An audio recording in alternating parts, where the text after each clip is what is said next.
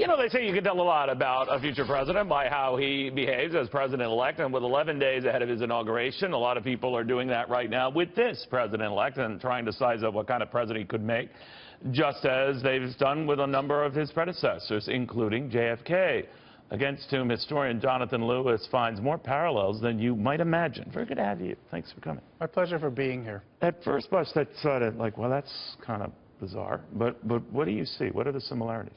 Well, you know, to your point, many people are surprised to think that they should be similar, right? We look at it and we say to ourselves, JFK, the youngest guy elected president, Trump the oldest. Right. JFK, a Democrat, Trump, a Republican. But when you dig a little bit underneath the surface, there are some pretty notable similarities. One, they both used media in surprising ways. JFK used the new medium, television, to speak directly to the American people in a way never before done. Of course, Trump used social media, and specifically Twitter, to speak to the American people in a way never before done. They're both disruptors, and I think that's critically important.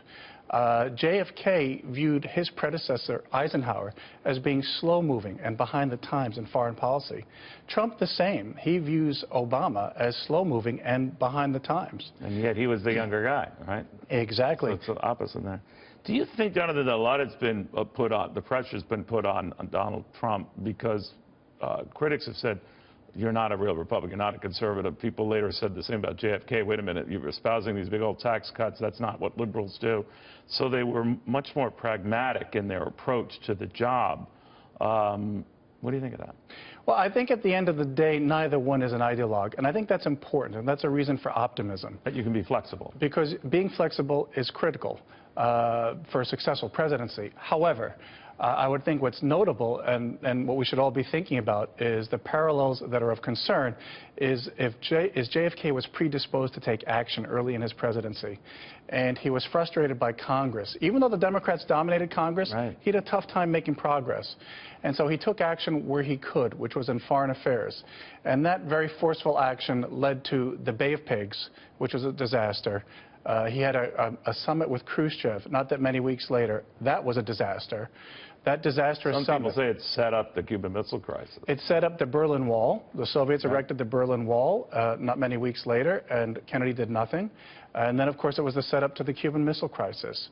So I think he came in cautious, as you said. Now, the rap against Donald Trump is he's anything but cautious. But actually, he's quite cautious, isn't he? Well, I would say, if you're asking me the direct question, do I think that Trump is cautious? I would say thus far his use of Twitter suggests not. I think he's been aggressive in promoting his views through social media, and I think it's too early to tell. And with regards to caution, I think the similarity between him and JFK that suggests otherwise is the intervention in our economy. The stock market peaked in late 1961. It began to groan under the weight of JFK's failed foreign policy initiatives. It really accelerated the downdraft when Kennedy intervened in the economy. He was flailing. He needed a success, and he decided to take action against the U.S. steel industry. Steel had raised, the U.S. steel industry was raising prices. That was restrictive on the economy. He called him on it publicly.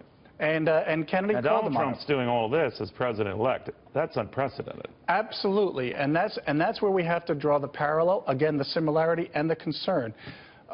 Investors don't like it when presidents intervene in the economy. That's called central planning. And in a free market society, that's anathema. So the Kennedy slide, which began in late '61, ended up leading to a drop of about 27%, nothing that would make investors happy. Now, of course... What do you mean 27%? From top to bottom. Oh, I see. It was a drop. It was a pretty meaningful slide. And ironically, the bang we got to turn that around came from the tax cuts that materialized after his death. Exactly. So the key thing to note is JFK was a learner. He stumbled in foreign policy.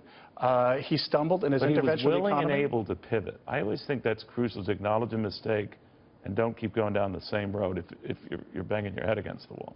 And that's his claim to greatness, is that as he entered '63, he was a learner. He realized what he'd done wrong. He changed. He pivoted. And Would unfortunately... Donald Trump be the same way?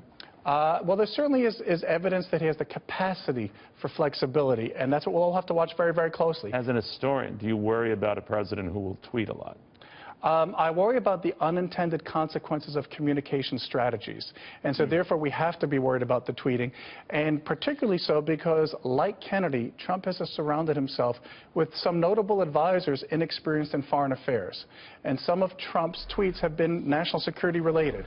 So I think we have to draw those parallels, in particular between McNamara and Tillerson, and raise the question, do we have all the experience we need in foreign affairs? You know, McNamara had impeccable credentials, but he still got us into Vietnam, didn't he? Exactly. He was a private sector leader, president of Ford Motor, and it was those private sector credentials that attracted Kennedy to him.